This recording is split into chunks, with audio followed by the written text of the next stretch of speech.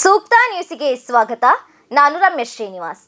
ಕಾನೂನು ಬಾಹಿರವಾಗಿ ಪ್ರತಿಭಟನೆ ನಡೆಸಿದ್ದಕ್ಕೆ ಹಿಂದೂ ಮುಖಂಡರ ವಿರುದ್ಧ ಕಡಬ ಠಾಣೆಯಲ್ಲಿ ಪ್ರಕರಣ ದಾಖಲಾಗಿದೆ.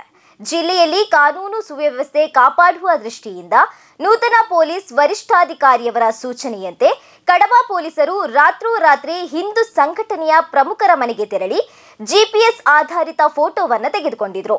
ಈ ಕ್ರಮವನ್ನ ವಿರೋಧಿಸಿ ಹಿಂದೂ ಸಂಘಟನೆಗಳ ಮುಖಂಡರು ಯಾವುದೇ ಅನುಮತಿ ಪಡೆಯದೆ ಪೊಲೀಸ್ ಠಾಣೆಯ ಮುಂದೆ ಅಕ್ರಮವಾಗಿ ಗುಂಪು ಕಟ್ಟಿ ಕಾನೂನು ಬಾಹಿರವಾಗಿ ಪ್ರತಿಭಟನೆ ನಡೆಸಿದ್ರು. ಈ ಸಂಬಂಧ 15 ಹಿಂದೂ ಮುಖಂಡರ ವಿರುದ್ಧ ಕಡಬ ಠಾಣೆಯಲ್ಲಿ ಪ್ರಕರಣ ದಾಖಲಾಗಿದೆ.